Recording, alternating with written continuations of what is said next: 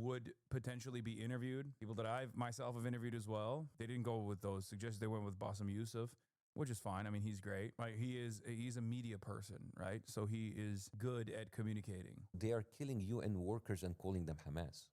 If you start calling everybody Hamas, the doctors are Hamas, the kids are Hamas, the UN order is Hamas, there is no way for people to go in and do anything. You see, you know how desperate people are? People are riding on boats and trying to get aid in these flotillas. And one of them is like a comedian that you worked with. His name is Jacob Berger. He's Jewish, by the way, from New York. And he was arrested by the IDF. And one of them, he's the only. Saw that. And the only black dude on that flotilla, he was beaten and tortured, and he's American. Chris Smalls. Right? So you understand Friend the of the level of show. psychopathy that you're. Goes to back. Stanford Business Essentials is a program for early career professionals designed to That because what he wants to do is now because of the asinine civil war that Syria that's still going on. And by the way, Aleppo is the center of the remaining resistance. So they're still fighting for Aleppo. Aleppo is an ancient city. I believe it's one of the oldest continuously inhabited cities on the planet, if not the oldest continuously inhabited city on the planet. It's its art and its culture are just amazing. It's always been a rival in Syria economically, culturally, politically, with Damascus, Antioch, and Tripoli. Not today, of course, Beirut has sort of eclipsed Tripoli, but Tripoli used to be the one that was on the what is today Lebanon, pushing back, because Lebanon was carved out of Syria recently. It's not an old territory. So when I'm saying Syria, I'm not trying to erase Lebanese. Just I want to be clear. It's just I want to use the terminology for the time period. So Tripoli was part of this Syrian sort of competition. It goes down to the Crusaders. The Crusaders already captured Antioch, right? That's the first city they take. So at that point now, the Crusaders own two of the great cities in Syria. They definitely also want Damascus and Aleppo. These are huge scores if they can get one of them. It would be incredible if they could get both. The Crusaders need them, actually, because what they have is Antioch and Tripoli by 1111. They have Jerusalem, obviously.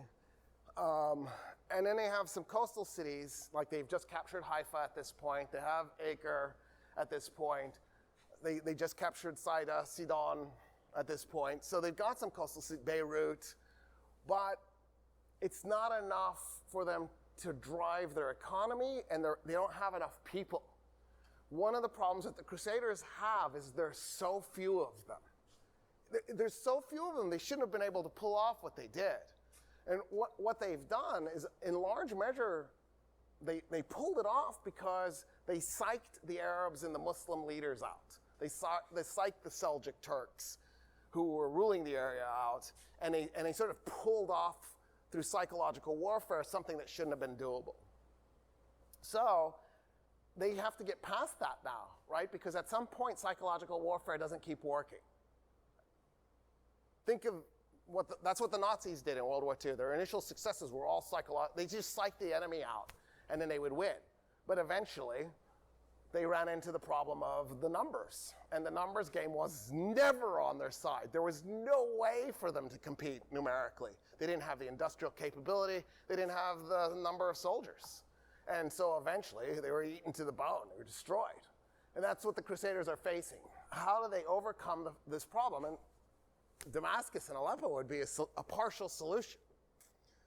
So there's a religious leader, a qadi. He's a judge.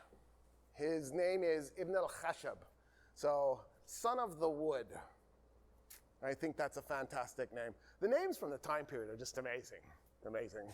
Nizam al-Mulk has to be the best. Although Al-Afdal Shahan Shah is there too, right? The best leader of leaders. Like, wow. How did you have to get into politics with a name like that. There's no Nizam al-Mulk, is it the system of monarchies? Like, wow. Hey, system of monarchies, how's it going? Yeah, it's fine. Like, what do you say to that? Like, Anyway, so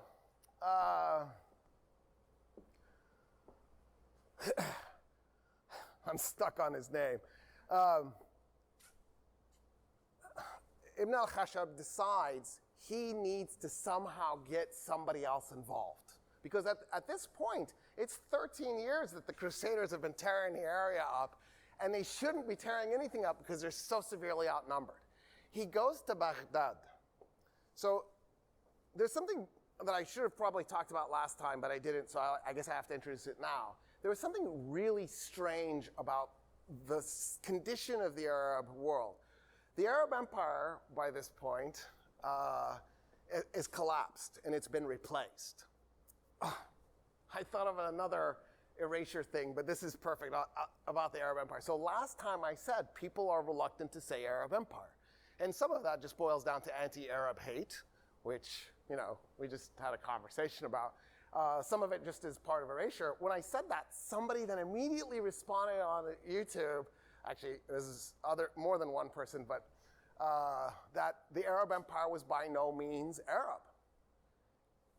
And what they mean is the Arabs were a tiny portion of the population, so they were a small minority. Yeah, just like the British Empire was a tiny minority of English. I mean, like India was in the British Empire, like the English were this. If the Indians had figured it out earlier, they probably could have just ran over them, squished them under their feet. The Roman Empire was minority Italian. The Nazi Empire was minority German. The Japanese Empire was minority Japanese. That's what empires do. It's a group of crazy people who go to somebody else's country and steal it. And they're always going to end up a minority if they keep grabbing more and more. So again, anti-Arab hate is the only explanation for not wanting to say Arab Empire.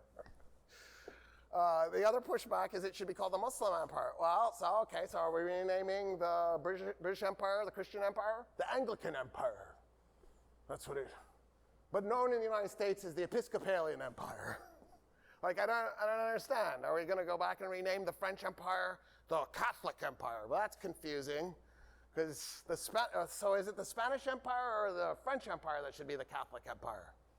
And then when the Italians made an empire, when they defeated Ethiopia the second time they attacked it, because they got defeated the first time, is that the Catholic Empire? I don't understand. So, anyway, fine. We got through that. We're done with this. So, by the point that Ibn al-Khashab is going to Baghdad, there is a Khalifa in Baghdad. That person, for about 200 years, has been nothing more than a symbolic power. They had no real political, military, or economic authority. On paper, they do, but in reality, they didn't. And when, in the time period before the Seljuk Empire starts to get founded, and then the Seljuk Empire conquers Iraq and captures Baghdad, in the time period before that, there was a really awkward situation, actually. So in North Africa, there were actually multiple Arab states, but Egypt was ruled by the Fatimids. The Fatimids were Shia. And the Fatimids claimed they had their own Khalifa, and they set that up in Cairo. So there's now two people claiming to be the ultimate authority of Islam. And then, in the East, Persia had been carved up by multiple Persianid states. So there's the Ghaznavids, there's the Kakuyids, there's the Buyids. Well, the Buyids were Shia, and they owned Iraq and Baghdad, so they actually were in a position to force the other Khalifa to do what they wanted to. So in other words, the Shia were the dominant Muslim political force at that moment. When the Seljuk Turks begin to conquer Persia, they start in Khorasan and they slowly conquer out. 1037 is the date most people agree is the start of the Seljuk Empire. They will eventually conquer the Buyids and capture Baghdad, and then they just keep going. And they eventually end up attacking the Fatimids. the Fatimids owned Syria and Palestine, and they began capturing Syria and Palestine as they're pushing towards the Mediterranean, and they capture it. They take all of Syria and Palestine except for Ascalon. I think the Egyptians managed to hold on to that. They take it, and then they invade Anatolia, and they're conquering the Roman Empire by the time the Crusades start. But that was 1037. The Crusaders arrive in the Middle East in 1098.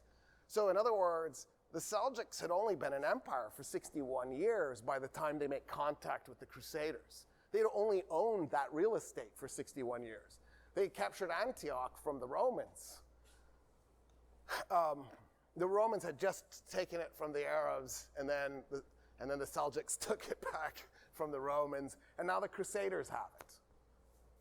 So what happens is Ibn al-Khashab goes to Baghdad because what he wants to do is he wants to shame the Khalifa in Baghdad into trying to get some of the Muslim leaders to send support. At this point, the Seljuk Sultan is Muhammad I. And so he's not the Khalifa, he's the Seljuk Sultan. He's like the prime minister in a way, and then the Khalifa is like Charles III. So he's there, and he actually starts a protest that turns into a riot where they actually attack the Khalifa's palace. And what it does is it shames everybody, and to the point where the Khalifa actually wants to call out an army unit to kill these people, but the Seljuk Sultan goes, no, they have a point. We really should be stopping these crusades. I'm going to do something about it. And he stops the Khalifa from overreacting. Ibn al-Khashab goes back to Aleppo to sort of take up the cause. And Muhammad actually sends an army to try and help sort things out. When the army arrives, he finds that Aleppo has deployed an army, Damascus has deployed an army, Jerusalem has deployed an army, and Antioch has deployed an army. Arabs and Crusaders against the army the Seljuks took to fight the Crusaders. The Seljuks are so angry. They can't believe it. They're like, wait, no, we came here to help you guys fight the Crusaders. You've lined up with the Crusaders to fight us? They turn around and they go home. They're just outraged. Ibn al-Khashab has an interesting position himself. He's not Sunni either, he's Shia also. He plays a major role in Aleppo because he's seen as the Shia Qadi, and the Shia population was significant enough that they're important. But there's a twist in this story. So when we started the story, Ridwan was the leader of Aleppo, and there's this guy, his brother Dukak, was the leader of Damascus, and they don't work together. Antioch falls, those guys. Ridwan was himself under the influence of a sect of Shia that, I don't know how else to describe this, but went off the deep end. So in Egypt, under the Fatimids that were Shia, there was a succession argument. And not to get into the weeds on the succession argument, the Khalifa, the Fatimid Khalifa, his name was Muntasir, he doesn't set up who his heir is going to be, or he did, but his wazir, his prime minister, hides that information. Odds are he did it, it was the prime minister. And the guy that he almost certainly picked was a guy named Nizar. And so what happens is another son becomes the successor, Mustali, and al-Mustali has the support of the state because Al-Afdal Shahanshah is the wazir who's sort of pulling the strings in the last few years of al-Muntasir's life. So when he dies, he gets the younger son to become the Khalifa. The older son rebels, he captures Alexandria, he takes an army, he goes to Cairo, he's fighting his younger brother in Al-Afdal, but in the end, Al-Afdal prevails. He defeats Nizar's army, he captures Nizar, and he executes Nizar's general, and then he kills Nizar by trapping him into a confined space so that he'll slowly starve or dehydrate to death. Well, That creates the Nizari sect of the Ismailis, who are a sect of the Shia. And that Nizari sect claims that he was supposed to be the next successor. Well, one of those Nizaris is a guy named Hassan al-Sabah. Hassan al-Sabah goes to a fortress on the Caspian Sea in the Elborz Mountains, and he captures this fortress, and there's only one way to get to it. So whoever controls this fortress, you can't dig them out of it, but he manages to capture it. He creates, I think cult is the best word for this. He creates an organization of fanatics who are willing to do anything, including suicidal attacks, to achieve their goals. That sect may or may not have been using hashish, but the name gets stuck on them and they get called the Hashishans. And that becomes the word assassin. Ridwan is actually not only in bed with the Hashishans, with the assassins, he's actually partially controlled by them. And Ibn al-Khashab hates their guts. So one of the things that he's trying to do is he's trying to get other Muslims to jump into the war to fight the Crusaders. He's actually trying to convert the war into a religious war because it is for the Crusaders already. And he's thinking, if I can convince the Muslims that this is Islam versus Christianity, maybe they'll fight. Because right now the Muslims weren't thinking that way. They saw it as an invader, but they didn't see it in religious terms. So he's trying to convince people that it's a religious war. He's trying to get Sunnis to jump into the war. He's trying to keep his own Shia people in the war. And then he's trying to fight the Hashishans without toppling Ridwan, because he needs Ridwan because he's the guy in charge. So it's this really crazy, delicate balancing act that he's doing. In 1113, Sultan Muhammad tries again. He sends another army. This one's led by a guy named Maudud. So by this point, Dukak is dead. When Dukak dies, his son, he has two sons that become temporarily the guy in charge, but his top general replaces the sons and takes over. He's not playing that game. Tokhtakin. So when Maudud shows up, he goes into Damascus. He's walking through the streets, and somebody stabs him to death. An assassin just murders him. Well, the question is, was it Tokhtakin? Was it Ridwan? Ridwan is accused by Tokhtakin. Tokhtakin is accused by Ridwan. Was it the Hashishans? Nobody knows. It was probably Tokhtakin. That's my guess.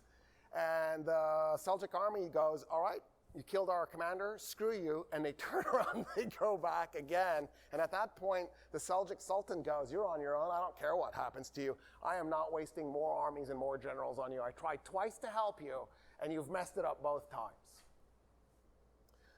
The Crusaders do make another move on Aleppo. They keep doing this. They'll occasionally launch an army. They go to try and grab Aleppo. And what they end up doing is they grab some of the towns in the area and some of the forts in the area. And eventually Ridwan actually goes and he pays them off so they won't try to take Aleppo. But of course, they still want it. So they're still trying to figure out how to do this. And they keep pushing in that direction.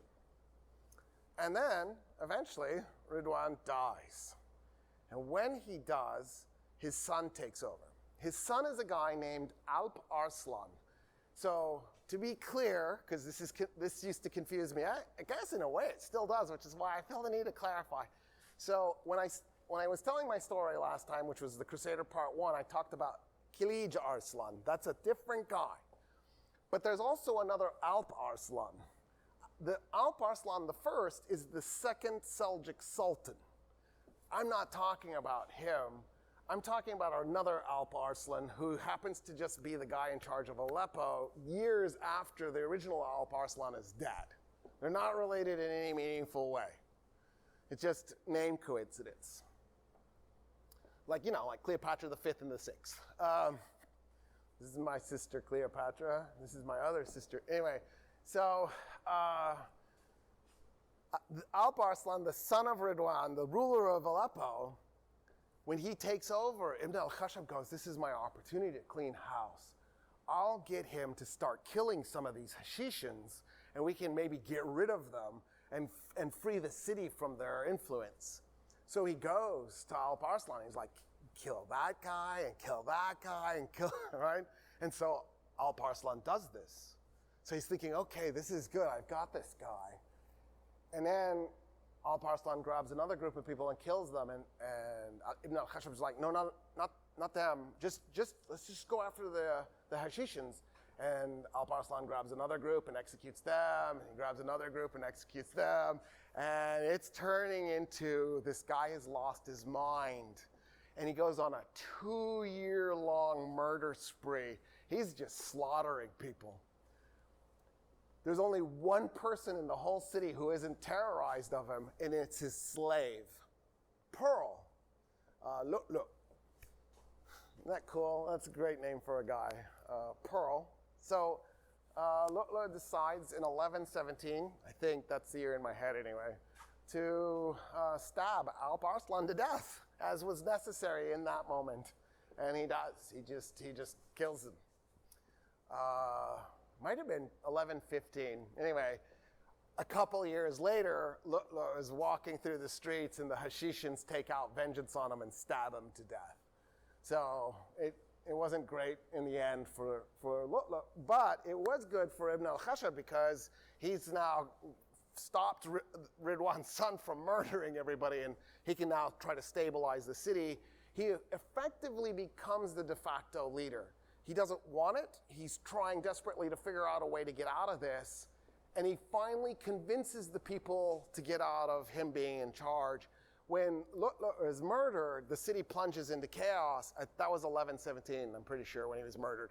The city plunges into chaos, and people are fighting each other. There's like roving factions, and people are trying to take over. Ibn al-Khashab's trying to get everybody to stop. The Crusader army is moving towards the city because they're like, this is awesome, kill each other. It'll make it so much easier to capture your city.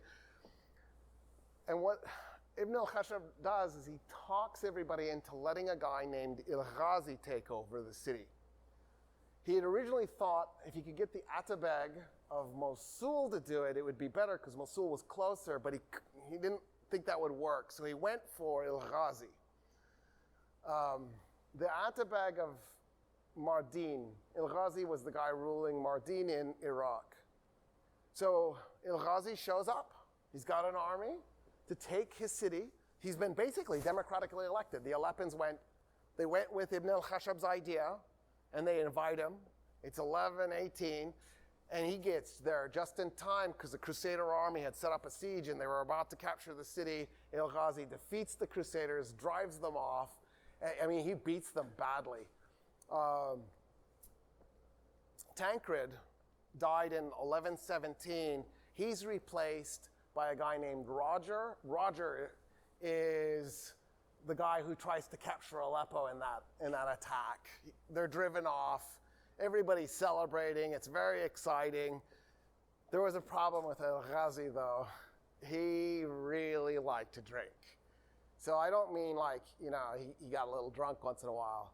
He goes on a 20-day bender where he's just drunk out of his mind after winning this battle.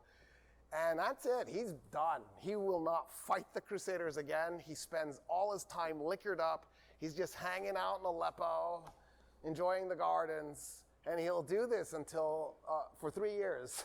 He just basically locks Aleppo into this drunk fest. And finally, his liver gives out and he dies, as you would expect from somebody who drank as much as he did. And that's it. What should have happened when they defeated that Crusader army is he should have immediately attacked Antioch. They were in no position to defend the city in that moment. But by waiting 20 days, he gave the king of Jerusalem time to recover, and the king of Jerusalem, Baldwin II, sends an army up and recovers the city. Baldwin then decides, you know what? Now that I've secured Antioch, I'm going to go attack Egypt. Now, the Crusaders don't have the power to capture Aleppo. They don't have the power to capture Damascus. How are they going to attack Egypt? They don't have the numbers. They didn't. Baldwin II, sorry, it's Baldwin I. I keep saying the second. I mean Baldwin I. Baldwin I grabs 500 soldiers. Think about it. what is that? 18 classrooms full of people? And he marches into Egypt. He gets all the way to the Nile. He takes a bath in the Nile. The Fatimids are so scared of 500 soldiers that they basically just retreat in front of this crazy Crusader army. It looks like he might pull it off. He gets really sick. He probably got bilharzia. Anyway, I have drunk from the Nile. I did not get it. Don't do it, though. I'm insane. You shouldn't do this. I'm probably going to get in trouble with Egypt. I love Egypt. Don't be mad at me. Don't drink from the Nile, though. Jeez. Anyway,